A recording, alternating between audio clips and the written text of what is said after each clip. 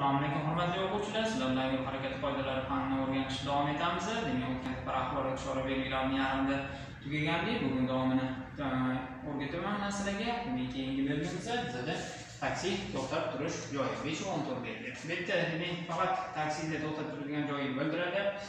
Nima qilinadi? Boshqa transport vositalariga to'xtash taqiqlanadi. Faqat bu yerdagina odam olish, odam tushirish mumkin. Bunda ham bunga belgilangan mana shu transport vositalariga xalaqit qilmasdan, o'sha taksilarga xalaqit qilmasdan. 5-15 demak to'xtab turish joyi. Buni bilasizlar. Ko'chalardan ko'p ko'rgansizlar. Bu belgi ko'pincha 7-6-1 dan 7-9-10 belgilargacha birga qo'llaniladi. Agar birga qo'llanilganda, mana bu belgi bilan mana bu belgi birga qo'yiladigan bo'lsa, demak to'xtab turish joyiga faqat mana shu ko'rsatilgan usulda qo'yish kerakligini ko'rsatadi. Demak, trotuarga yoni bilan, trotuarga g'ildirak chiqarib, trotuarga butunlay chiqarib, trotuarga orqasi bilan, oldi bilan, oldi g'ildirak chiqarib, orqa g'ildirak chiqarib, oldi bilan chiqarib, orqa bilan chiqarib, mana shunaqa qo'yish kerakligini tushuntirib berdi. 7 belgi bilan birga qo'yilganda bo'lsa, demak nima qilish kerak? Dvigatelni o'chirib, stoyankada, ya'ni to'xtab turish joyida to'xtash kerakligini bildiradi.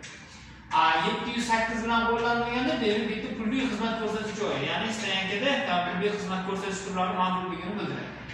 7-10 bilan qo'llanilganda stoyankaning ichida nima bor? Demak, estakada bor, ya'ni mashinani bemalol tuzatib olsangiz bo'ladi, texnik ko'rikdan o'tkazib olsangiz bo'ladi degan ma'noda nima qilinadi? Qo'llaniladi va haydovchilarga ogohlantiriladi. Axborot beradi. Keyingi belgimiz piyodalar o'tish joyi. Buni bilasizlar. Demak, bittasi o'ng tomondan, bittasi chap tomondan qo'yiladi. Demak, undan chapga o'tib turiladi. Piyodalar o'tish joyini chegaralarini ko'rsatib turadi. Keyingi belgi piyodalar yer osti o'tish joyi. 5-17-1, 5-17-2. Demak, bular yer ostidan o'tish haqida axborot beradi.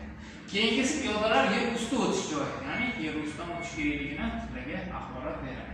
Keyingi belgi tavsiya etilgan tezlik 7-18. Bu belgi demak 50 km/soat tezlikda yurishlik kerakligini sizlarga axborot beradi. Nimaga? Chunki 50 yuradigan bo'lsangiz, tirbandliklarga uchramasligingiz imkoniyati bor degan ma'noda qo'llaniladi. Keyingi belgi oxiri berk yo'l ko'cha deb nomlanadi. Demak, mana shu ko'chaga demak kirish mumkin emas degan emas. Lekin oxiri nima qilinadi? Yopiq ko'cha. Bu belgi qo'yilganda ko'pincha haydovchilarga axborot beradi. O'tib ketib olmaysizlar, demak ortga qaytib chiqishingiz kerak degan ma'noda bildiradi. Kerak bo'lsa kirilmaydi. Zarur bo'ladigan bo'lsa kirib ishlarni bitkazib chiqishingiz mumkinligini bildiradi. Keyingi belgi yo'nalishning dastlabki ko'rsatkichi. Bu asosan demak boshida aytilgan yashil avtomagistralda, ko'kka shahardan tashqarida, oqqa shahar ichida. Shaharlararo yurganda sizlarga yo'nalishni ko'rsatib berib turish uchun qo'llaniladi. Yo'nalishning dastlabki ko'rsatkichi. Bu bilan buni farqli yo'nalishda bo'ladi. Bu bir nechta yo'nalish ko'rsatsa, bu bitta yo'nalishda nechta shahar kelishini bildiradi. Keyingi belgi harakatlanish tasviri. Demak, mana shu yo'nalish bo'yicha harakatlanishingiz kerak. Sirazi birdaniga chapga yurish mumkin emas, chapga ketish uchun to'g'riga o'tib, undan aylanib kelish kerakligini sizlarga ko'rsatib berib turadi. Yo'nalish ko'rsatkichi. Demak, har bir haydashda qo'yiladi. Masalan, Xivoga ketmoqchi bo'lsangiz, o'sha chorrahadan o'ngga chapga qayrishingiz kerakligini bildiradi. Ichidagi son, demak 16 kilometrni bildiradi. Qancha kilometr qolgan. Yoki qoson mana yo'nalish ko'rsatkichi, demak, o'ng qosonga ketmoqchi bo'lgan haydovchi o'ngga qayrish kerak. 2 kilometrdan keyin qoson keladi. Yoki qibraga 7 kilometrdan keyin o'ng tomonda qibraga keladi degan ma'noda qo'llaniladi. Bu ham xuddi shu, demak, bu yo'nalish ko'rsatkichi bo'lsa, bu yo'nalishlar ko'rsatkichi. Bir nechta yo'nalishni nima qiladi, sizlarga ko'rsatib berib turadi. Aholi yashaydigan joyi boshlanishi, aholi yashaydigan joyi oxiri. Bu oq belgida yuqori tezlik 70, demak, bu ham xuddi shunaqa. Aholi yashaydigan joyi boshlanishi, aholi yashaydigan joyi oxiri. Bu belgida demak yuqori tezlik 100 belgilangan. Nimaga? Chunki bu yerda uylar yo'lda bevosita yonida emas, yo'ldan tashqari. Bu yerda bo'lsa, uylar bevosita yo'lda yonida bo'lgani uchun yuqori tezlik 70 belgilangan. Manzil nomi, demak, asosan shahardan tashqarida yurganda ko'pincha ko'proq qo'llaniladi.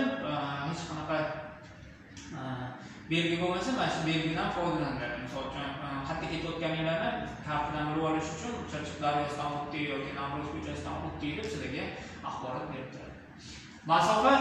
Masofalar ko'rsatkichi. Demak, qancha qolganidan qaysi shahargacha qancha qolganini sizlarga ko'rsatib berib turadi. Yo'l raqami keyingi belgilar. Bu yo'lda raqamlar qo'yiladi. Bu asosan xalqaro yo'llarda ko'pincha kerak bo'ladi.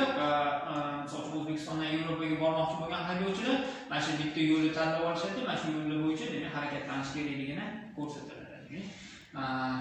Yo'l raqamlab qo'yiladi. Har bir yo'lning o'zining raqami.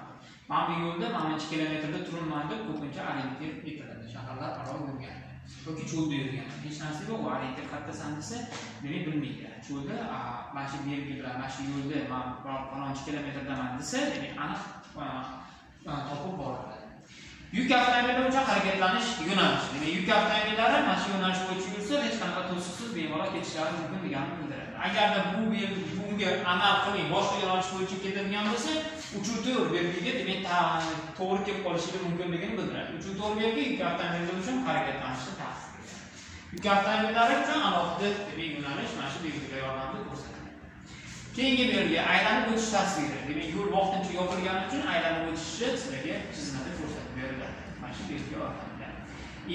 Chetlab o'tish yo'nalishi bu har bitta burilishga qo'yiladi. Mana shunaqa chetlab o'tinglar degan ma'noda sizlarga beriladi. Sariq belgi vaqtinchalik belgi hisoblanadi. 5:33 bu to'xtash chizig'i. Buni hozir chizmada men sizlarga chizib beraman. Yana ham tushunarli bo'ladi. 5:33 belgi qaranglar. Demak, bu to'xtash chizig'i bildiradi. Ko'pincha mana bu stopniga qo'yiladi, chizib qo'yiladi. Bir xil joylarda chizib o'chib ketib qolganlar hisobiga demak nima qiladi? Mana shu belgidan ko'pincha foydalanadi. Svetoforga qo'yish imkoniyati bo'lmagan uchun belgini o'zini qo'yishadi, ammo svetoforga qo'yishadi. Bunaqa holatda demak sizlar qanday to'xtashingiz kerak? Mana shu belgini oldida to'xtab, yashil yongandan keyin harakatlanishga ruxsat beriladi. Bo'lmasa demak harakatlanish qoida bo'yicha taqiqlanadi. Mana shu ma'noda ko'pincha qo'llanadi. Buni o'zingizga chizib olinglar. Xabar qolsa men sizlarga ko'chada ham rolikda ko'rsatib beraman. Keyingi belgi boshqa qatnov qismiga qayta tizilishning boshlang'ich ko'rsatadi. Demak, to'g'rida ta'mirlash ishlari ketyapti, sizlar nima qilishingiz kerak? Qarama-qarshi yo'nalishga chiqib turib, demak harakatlanishingiz kerakligini sizlarga ko'rsatib beradi. 5:32 belgi bo'lsa, demak shu yana o'zingizning bo'lagilarga qaytib o'tib olishingiz kerakligini sizlarga bildirib turadi. Boshqa qatnov qismiga qayta tizilishning boshlanishi ko'rsatiladi. Ta'mirlanyapti, remontlanayapti yoki o'sha yerda biror bir tadbirlar bo'lyapti degan ma'noda bildiradi bu belgi. Sariq vaqtinchalik qo'yiladi, keyinchalik yo'lni ochib qo'yiladi. 5:35, 36, 37 reversiv harakatlanish boshlanishi, reversiv harakatlanish yo'lining oxiri, reversiv harakatlanish yo'liga chiqish. Hozir men sizlarga buni chizmada chizib tushuntirib beraman. Reversiv harakatlanish yo'lining boshlanishi 5:35 belgi. Men bo'lay ham bu yoqqa harakatlanadi degan ma'noni bildiradi. Boshqa darsda men sizlarga aytgandim.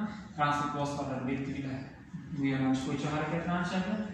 Bu yoq tomondagida qarama-qarshi yo'nalish bo'yicha harakatlanishadi. O'rta bo'lay, svetoforga qarab, yashil yonsa yoqqa qarab yuriladi, qizil yonsa yoqqa qarab yuriladi. Ikki yoqqa yo'qqa, demak, nima qilinadi? Harakatlanish tartibini bildirib turadi.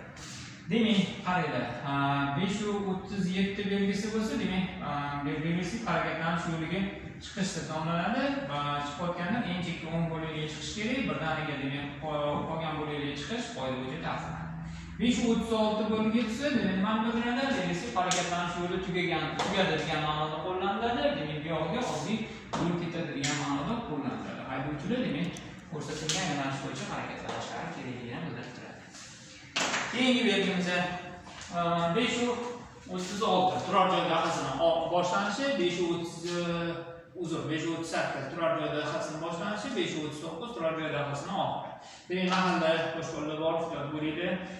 Yuqori tezlik 30 dan oshirish mumkin emas degan ma'noda qilinadi. Mahalladan chiqayotgan haydovchi nima qilish kerak? Tezlikni kamaytirib, to'xtab, yo'ldagi transport vositalarini, yosh bolalarni, demak, piyodalarni, velosipedchilarni o'tkazib olib, keyin katta yo'lga chiqishlari kerak degan ma'noni bildiradi. 5:40 belgimiz, demak, bu falokatli holatlar uchun kirish yo'li deyiladi. Demak, tog'da ko'pincha qo'llaniladi va transport vositalari nima qilish kerak bo'ladi? Faqat tormoz ishlamay qolganda mana shu yo'lga kirib, demak, boshdan to'xtatib olishga imkon bo'ladi. Shahar, qum yoki qiyalik bo'ladi va transport vositalarini bemalol to'xtatib olish imkoniyati bo'ladi. Agar bu yoqqa tushib ketadigan bo'lsa, demak, mashina ag'darilib ketib qolish ehtimolligi vujudga keladi. O'shaning uchun tormoz ishlamagan haydovchi vaqtga kirib bemalol mashinasini to'xtatib olish uchun imkoniyat bor degan ma'noda axborot beradi. Va oxirgi belgimiz foto va video qayd etish deb nomlanadi. Transport vositalari demak, haydovchilarga e'tiborni jalb qilish uchun qo'llaniladi. Iltimos, qoidani buzmaydi. Chorrahalarda yoki yo'lda foto va video qayd etish ketyapti degan ma'noda ko'pincha qo'llaniladi. Tak, bugungi darsimiz tugadi. Keyingi darslarda ko'rishguncha xayr, sog' va salomat bo'ling.